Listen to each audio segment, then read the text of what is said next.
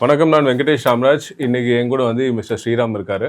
நம்ம இன்னைக்கு வந்து நடக்கிற நாட்டு நடப்பை பற்றி, தமிழ்நாட்டில் என்ன அரசியல் அட்வான்ஸ்மெண்ட்ஸ் என்ன இருக்கோ அதை பற்றி தான் வந்து டிஸ்கஸ் பண்ண போகிறோம். வணக்கம் ஸ்ரீராம். வணக்கம் பிரதர். இப்போது சமீபத்தில் வந்து பார்த்தீங்கன்னா இந்த மின்சார துண்டிப்பு அதிகமாகிடுச்சு சென்னையில், தமிழ்நாட்டில். மக்கள் வந்து பார்த்திங்கன்னா அதிகமாக என்ன நினைக்கிறாங்கன்னா, ஏற்கனவே திமுகவில் வந்து முதல்ல ஆற்காடு வீராசாமி வந்து மின்சாரத்துறை அமைச்சராக இருக்கும்போது ஒரு சூழ்நிலை ரொம்ப மோசமாக இருந்தது. அதாவது வந்து 16 மணி நேரத்துக்கு மேலே மின்வெட்டு இருக்கும், அந்த மாதிரி மறுபடியும் அந்த இடத்துக்கு போயிடுமா அப்படின்ற மாதிரி ஒரு பெரிய தோற்றத்தை உருவாயிருக்கு. நீங்கள் அதை எப்படி பார்க்குறீங்க? ஆக்சுவலாக ஆமாம், உண்மைதான். மின்வெட்டு வந்து இரவு, அது குறிப்பாக இரவு நேரங்களில் வந்து அதிகமாக இருந்தது. சென்னை சுற்று வட்டார பகுதியும் சரி, தமிழ்நாடுல ஒரு சில, இப்போ கரூர் ஒரு சில மாவட்டங்கள்லேயும் சரி மின்வெட்டு அதிகமாக நடந்தது. அது ஒத்துக்கிறோம். ஆனால் மக்களும் இப்போ இறங்கி நேற்று நைட்டு வந்து நீலாங்கரையில் கூட மின்வெட்டு மக்கள் வந்து தெருவில் வந்து என்னடா சிஎம் தொகுதியிலேவா, சிஎம் ஏரியாலேவா, வீட்டு ஏரியாலேவா அப்படின்ற மாதிரி கூட மக்கள் ஆச்சரியமாக கேட்டாங்க. இப்போ தெருவில் வந்து போராடினாங்க. அந்த எம்எல்ஏக்கள் உடனே ரெஸ்பாண்ட் பண்ணுறாங்க. ஈவன் அங்கே இப்போது கொளத்தூர் ஏரியாவில் தான் அந்த இது நடந்தது. அப்புறமா இன்னொரு ஏரியா நடந்தது, ராயபுரத்தில் நடந்தது. ராயபுரத்துலலாம் அந்த எம்எல்ஏ வந்து உடனே வந்து ஸ்பாட்டுக்கு வந்து என்னென்ன மின் அலுவலகம் அவங்க வீட்டுக்கெலாம் போய், அவர் வீட்டுக்கே போய், அந்த ஏஇ வீட்டுக்கே போய் அதை அவர் கோர்ட்டில் கேஸ் போட்டு இந்த மாதிரி நிகழ்வுகள்லாம் நடக்குது. பட் ஆனால் இது எதுக்காகன்னா, ஏற்கனவே கொஞ்சம் ஆட்கள் பற்றாக்குறையினால தான் இந்த மாதிரி விஷயங்கள் நடக்குது. அப்புறம் இந்த சம்மரில் வந்து எப்போவுமே ஹை கன்சியூம் ஆஃப் எலக்ட்ரிசிட்டி. ஏன்னா எல்லா வீட்லேயுமே வந்து இப்போ ஏசி கம்பல்சரி ஓடும். ஸோ அது வந்து ஹை கன்சியூமிங் ஆஃப் எலக்ட்ரிசிட்டின்றனாலையும் இந்த ஷார்ட்டேஜை போக்குறதுக்கு சில நிமிஷங்கள் கட்டெல்லாம் பண்ணி கொஞ்சம் அட்ஜஸ்ட்மெண்ட்ஸ் எல்லாம் பண்ணுவாங்க இந்த இபியில். ஸோ அந்த மாதிரி விஷயங்கள்லாம் நடந்துகிட்ருக்கு. இப்போ உட்காந்துருக்க கவர்மெண்ட் வந்து அதை வந்து இனிமேல் தான் அதை அனலைஸ் பண்ணி இன்னும் கொஞ்சம் ஃபாஸ்ட் ஆக்ஷன் எடுக்கும்னு நாங்கள் நம்புகிறோம். இது நான் ட்விட்டர்லேயும் போட்டிருந்தோம், இதுலேயும் போட்டிருந்தோம், கொஞ்சம் சீக்கிரம் ஆக்ஷன் எடுக்கும். அதனால் வந்து இப்போ பார்த்தீங்கன்னா திமுகவினர் பார்த்தீங்கன்னா நிறையா வந்து இந்த ஆட்சி வந்ததுக்கப்புறம் வந்து ஒரு எதுவுமே வந்து பெருசாக வந்து இம்ப்ரூவ் ஆகலை. கேட்டால் வந்து திமுகவோட வந்து வருஷா தான் பெர்ஃபார்ம் பண்ணுறாங்க அப்படின்னு சொல்லிட்டு குற்றச்சாட்டு சுமத்துறாங்க. அதை பற்றி நீங்கள் என்ன நினைக்கிறீங்க?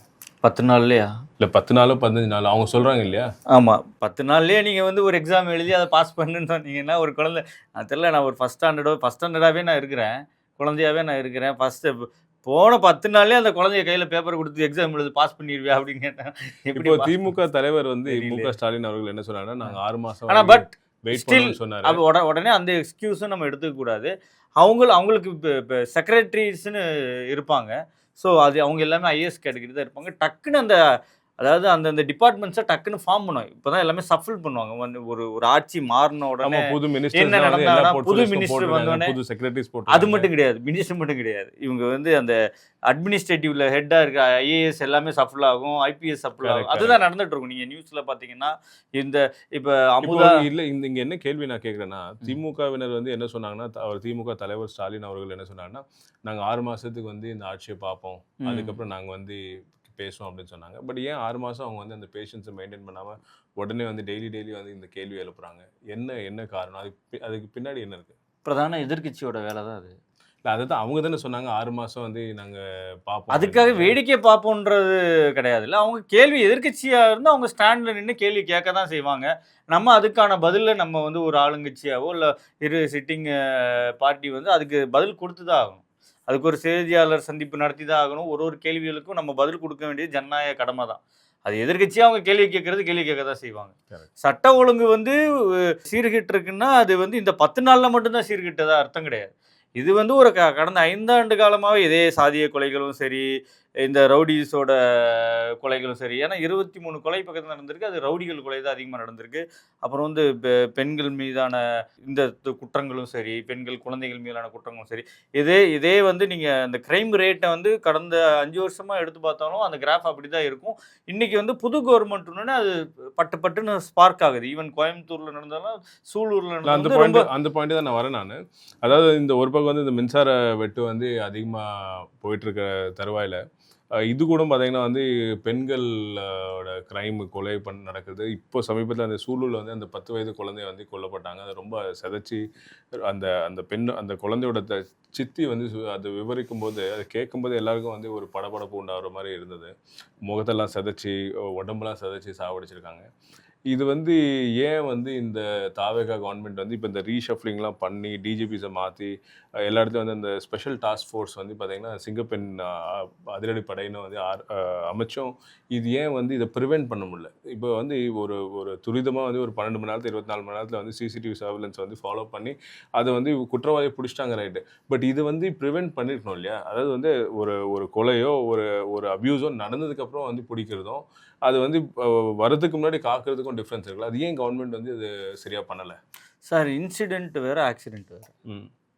இன்சிடென்ட்ல இது நடக்க போகுதுன்னு நமக்கு தெரியும், அதனால் ஒரு ப்ரிகாஷன் எடுத்து அதை மோஸ்ட்லி ஆவரேஜ் ஆல்மோஸ்ட் தடுத்துடலாம். ஆக்சிடென்ட் இருந்து அன்எக்ஸ்பெக்டட் நடக்கக்கூடியது, அது வந்து அன்எக்ஸ்பெக்டட். அது இந்த மாதிரிலாம் நடக்குமான்றது தெரியாது. அந்த குழந்தை எதாச்சியாக விளாண்டுட்டு இருக்கோம், அந்த குற்றம் சாட்டப்பட்டவன் வந்து அந்த அந்த குழந்தை கூட பழகியிருக்கான். 6 மாதங்களாகவே பக்கத்து வீட்டுன்றான், சாக்லேட் வாங்கி கொடுத்துருக்கான், இது மாதிரி தான் பழகியிருக்கான். ஸோ யாருமே அதை எக்ஸ்பெக்ட் பண்ணியிருக்க மாட்டோம். இல்லை, என்னென்னா வல்லுநர்கள் என்ன சொல்கிறாங்க அப்படின்னா, ஏற்கனவே வந்து குற்ற வழக்கு இருக்கிற ஹிஸ்ட்ரி ஷீட்டர்ஸ்னு சொல்கிறாங்க இல்லையா, குற்ற பின்னணி உள்ளவங்க, அவங்கள வந்து கண்காணிக்கணும் ஃபஸ்ட்டு. 2வது வந்து என்னென்னா வந்து பேட்ரோலிங் அடிக்குவேட்டாக, அதாவது தேவையான அளவுக்கு வந்து இப்போ போலீஸ் பேட்ரோலிங் வந்து முக்கியமான பிளேசஸில் இந்த மாதிரி ஐசோலேட்டட் பிளேசஸில் வந்து தொடர்ந்து பண்ணியிருந்தால் இந்த மாதிரி இதை வந்து தவிர்க்க முடியும் அப்படின்னு சொல்கிறாங்க. அது வந்து முறையாக நடக்குதா இந்த அரசாங்கத்தில்? அதை கேட்குறேன் நான். கண்டிப்பாக. அதாவது என்னென்னா, இது வந்து ஒரு சிஸ்டமேட்டிக்காக போலீஸ் டிபார்ட்மெண்ட்டில் ஃபாலோ பண்ணுறோம். ஏன்னா இன்றைக்கி சென்னையை பொறுத்தவரை பார்த்திங்கன்னா எல்லா இடத்துலையுமே சிசிடிவி கேமரா நீங்கள் பார்ப்பீங்க. இதே மாதிரி ஒரு மெயின் சிட்டிஸ் எல்லாத்துலேயுமே சிசிடிவி கேமரா பண்ணி போலீஸ் பேட்ரோல்ஸ் பார்ப்பீங்க. ஸ்பெஷலாக பிங்க் பேட்ரோல் உண்டு. இப்போ வந்து உங்கள் சிங்கப்பெண் அதிரடி படைன்னு வேறு கொண்டு வந்திருக்காங்க. இதில் இம்ப்ளிமெண்ட் பண்ணியிருக்காங்க தான். பட் ஆனால் இந்த மாதிரி ஏரியாக்கள், இப்போ சூலூர் இந்த மாதிரி ஏரியாக்களில் கொஞ்சம் வந்து இன்னும் கொஞ்சம் வந்து ரிமோட்டான ஏரியாக்கள், அதாவது செமி அர்பன் மாதிரி இருக்கிற சிட்டிலாம் இன்னும் கொஞ்சம் அதிகப்படுத்தணும். அது இல்லாமல் வந்து போலீஸில் வந்து ரெக்ரூட்மெண்ட் இன்னும் கொஞ்சம் அதிகமாக பண்ணணும். இது கடந்த ஆட்சி காலத்துலேயுமே அது கொஞ்சம் கம்மியாக தான் இருந்தது. இந்த ஆட்சி காலத்தில் இன்னும் கொஞ்சம் அதிகமாக ரெக்ரூட்மெண்ட் பண்ணி ஒரு 100 பேருக்கு ஒரு போலீஸ் அப்படின்ற மாதிரியான ஒரு விகிதாச்சாரியம் இருக்காங்க. ஸோ அந்த மாதிரியான ரெக்ரூட்மெண்ட் நடந்தால் மட்டும்தான் அந்த குற்றங்களை தடுக்க முடியும். இப்போ மக்கள் என்ன சொல்கிறாங்கன்னா, இந்த கடந்த 2026 எலெக்ஷனே வந்து பார்த்தீங்கன்னா திமுகவுக்கு எதிராக இருந்த ஒரு பெரிய பிரச்சனை என்னன்னா வந்து உமன் சேஃப்டி ஒரு பெரிய ப்ராப்ளம், அதாவது ட்ரக் ஒரு பெரிய ப்ராப்ளம். அதாவது ட்ரக்ஸ்ன்றது பார்த்தீங்கன்னா ஒரு பள்ளிக்கூடத்தில் இருந்து ஸ்டார்ட் பண்ணி காலேஜ்லேருந்து ஸ்டார்ட் பண்ணி மக்கள் வேலை பார்க்குற இடத்துல இருந்து எல்லா இடத்துலையுமே வந்து பார்த்திங்கன்னா ஒவ்வொரு தெருவுலையும் ஒவ்வொரு அடுத்த ஒரு 5 பில்டிங்ஸில் வந்து பார்த்திங்கன்னா வந்து பர்டிகுலர்லி நான் சொல்கிறது இல்லிசிட் ட்ரக்ஸ் என்னும்போது சிந்தட்டிக் ட்ரக்ஸு, கஞ்சாவாக இருக்கட்டும், அதாவது வந்து இந்த மதுபான கடைகளில் விற்கிற மதுபானம் இல்லாமல் மற்ற ட்ரக்ஸ் எல்லாம் வந்து பார்த்திங்கன்னா ரொம்ப ரொம்ப ஈஸியாக அவைலபிளாக இருக்கிறதுனால இந்த ட்ரக்ஸ் அதிகமாக விற்றுட்டு இருந்தது. இப்போ இது வந்து நம்ம நிறைய இடத்துல பார்த்தோம். அது ஒரு வட மாநிலத்து பையனை வந்து இதில் வச்சு அந்த ரயில்வே ஸ்டேஷனை வச்சு வெட்டினாங்க. இதெல்லாம் நம்ம பார்த்தோம். இப்போ அந்த நிலை வந்து மக்கள் பார்த்து அது பிடிக்காம தான் வந்து ஒரு மாற்று சக்திக்கு ஓட் போட்டதாக வந்து நம்பப்படுது.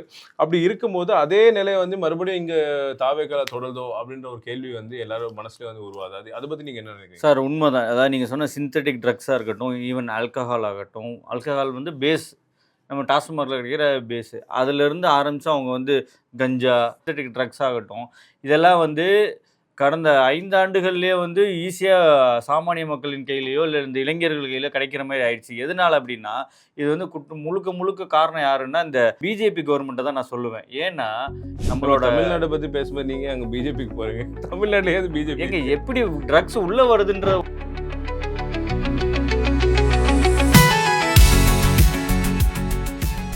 அப்படி ஆமாம், அப்படி ஆதரவு தெரிவித்தாங்களா அவங்க சத்தியமாக வந்து இந்த நாட்டு மக்களுக்கு, இந்த தமிழ்நாட்டு மக்களுக்கு பெரிய துரோகத்தை அவங்க தான்